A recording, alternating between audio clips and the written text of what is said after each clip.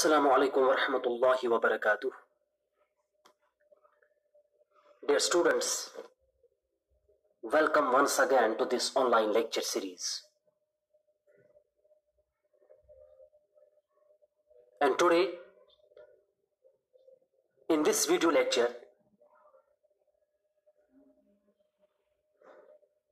we are going to study a topic. It is named as What Happened to Weavers. My dear students, let me remind you that we are studying a chapter. It is the age of industrialization.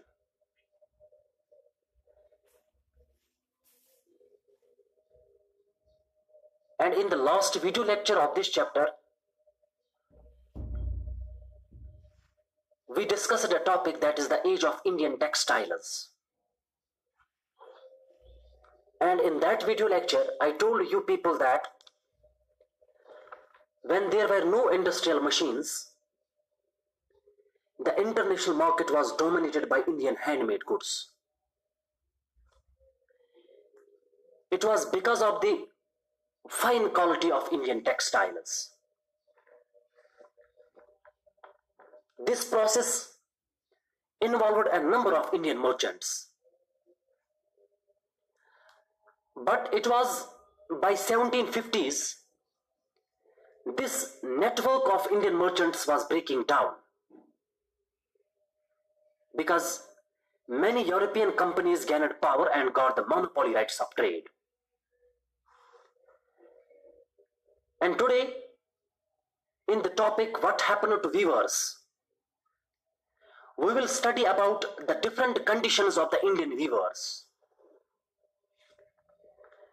Dear students, weaver simply means a person who weaves cloth, carpet, etc.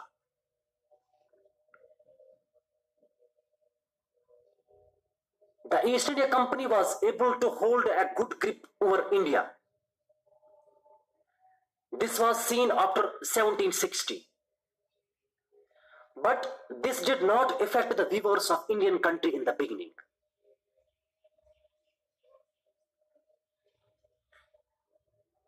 When we talk of the first phase of the industrialization,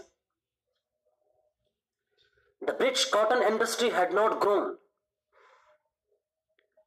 So the demand of Indian textile was high in the international market.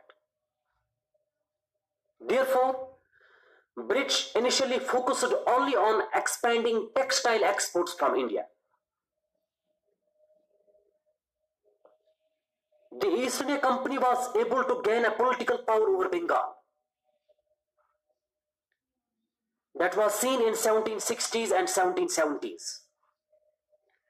But before this, the company was facing great difficulty in ensuring an uninterrupted supply of goods for export.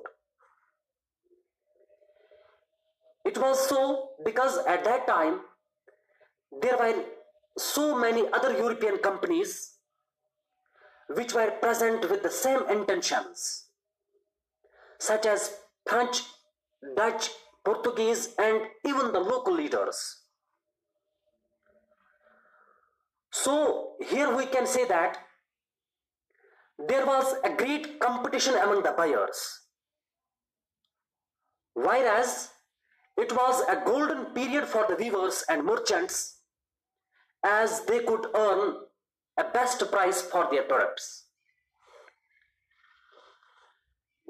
During those days, the company officials had sent letters to London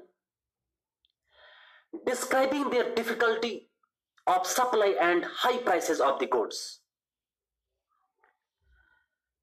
Soon the company was able to establish its political power over the Indian subcontinent. This led to the practice of monopoly by the company for particular trade.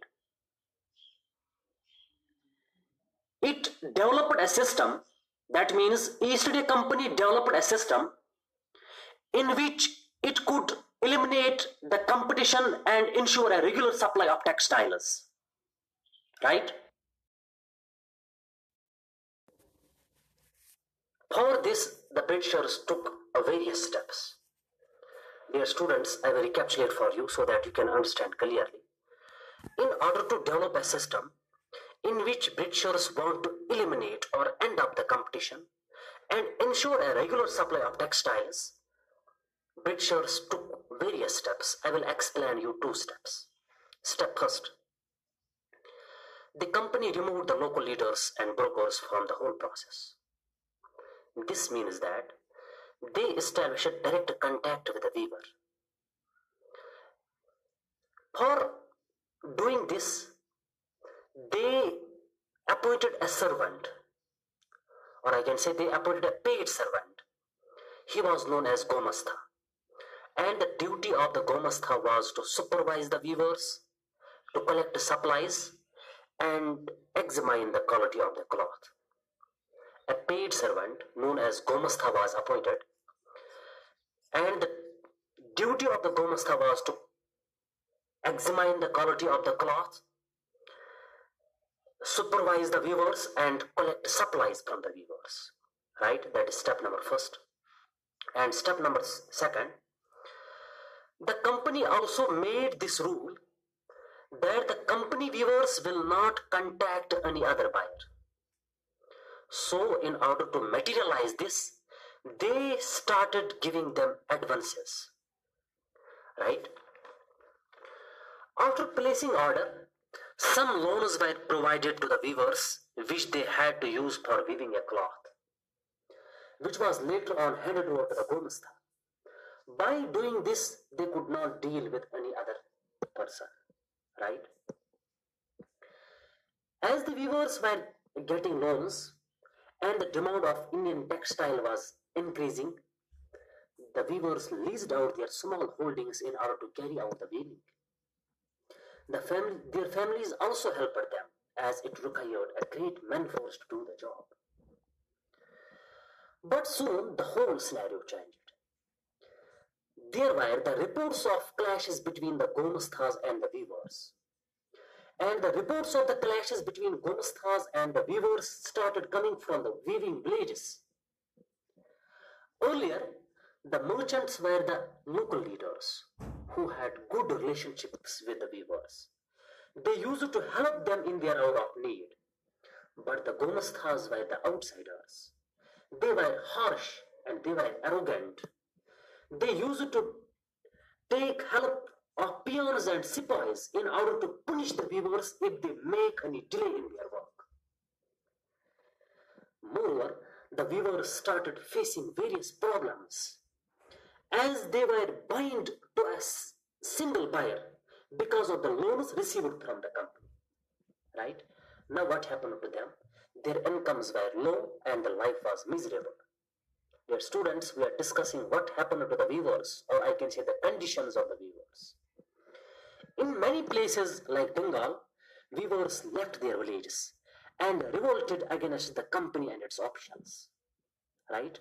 Later on, many of the weavers refused to work as a weaver and joined back their original work. I think this is all about this topic, what happened to the weavers. And in the coming lectures, we will discuss more about this chapter, that is the age of industrialization. I hope you will stay connected with me. Thank you. Have a nice day.